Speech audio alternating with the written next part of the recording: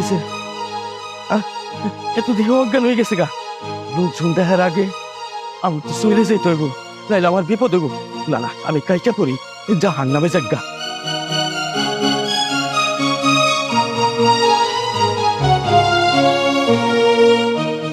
ওহো রে, পটলটা মনে হয় মাইরে দিয়ে গেছে।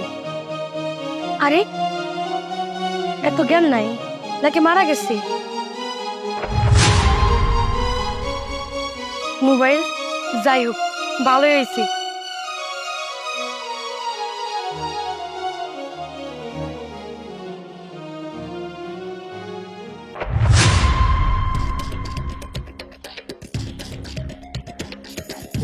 এতগুলো টাকা, এটা তো মনে হয় 1,00,000 টাকার বান্ডিল।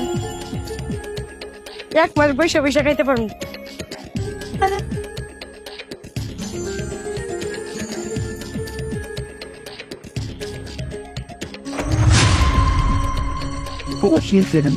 কি ব্যাপার, এখানে কি হয়েছে?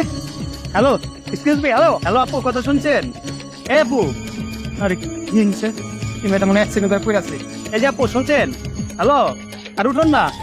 হ্যাঁ, এখন আমি কি করি? আরে লোক ধরো তো দেখতেছি না। এই চলেন না।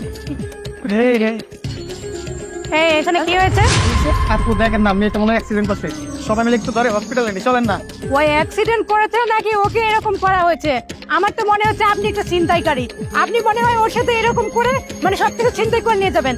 এর তো দেখে অনেক কি মনে হচ্ছে, এর কাছে মনে হয় টাকা পয়সা ব্যাগ ট্যাগ কিছু ছিল। কিছুই তো নাই, আপনার ধরা উচিত এখন। আরে আপু, কি বলতে কথা বলতেছেন? দেখতেই তো পারছেন উনি পড়ে আছে।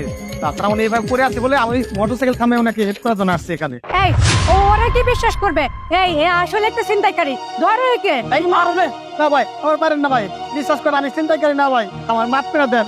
আপু আপনিও বিশ্বাস করে আমি চিন্তা করি না। অবশ্যই আপনি একজন ছিনতাইকারী, এটা দেখে বোঝা যাচ্ছে। এই মারো না। না না ওই মার না ভাই, না আমার দোষ নাই, আমার দোষ নাই, ছেড়ে দেন, আমার ছেড়ে দেন। আরে আপু, ওনাকে মারছেন কেন? ওনার কোনো দোষ নেই।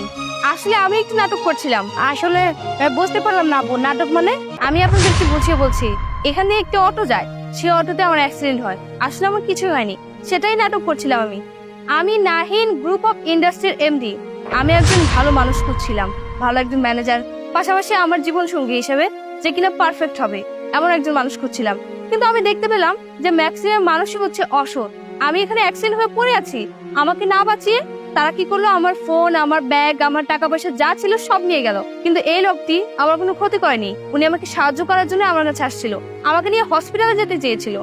আসলে সরি ভাইয়া, কারণ আমরা মনে করছিলাম আপনি একজন ছিনতাইকারী, এই জন্য আপনার সাথে আসলে এরকম ব্যবহারটা করছি, যেটা করা আমাদের মোটেও উচিত হয়নি। আপনি আমাদেরকে মাফ করে দিন।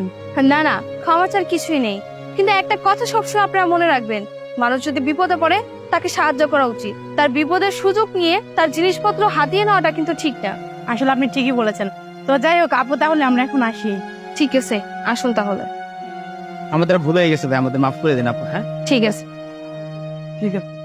আর আপনি শুনুন, আপনি খুবই ভালো মনের একজন মানুষ এবং সৎ একজন মানুষ। আপনার মতো একজন মানুষ আমাদের অফিসের জন্য যোগ্য। আপনি আমাদের অফিসে ম্যানেজার পোস্টে জয়েন করতে পারেন। আর আপনি এত ভালো মানুষ, আমার বিয়ের জন্য আমি এরকম একটা পাত্র খুঁজছিলাম। আপনি কি আমাকে বিয়ে করবেন? ম্যাডাম, এটা তো আমার জন্য খুব একটা ভালো সংবাদ। ঠিক আছে, চলুন তাহলে আমার গাড়িতে যাই। আচ্ছা ঠিক আছে, চলো।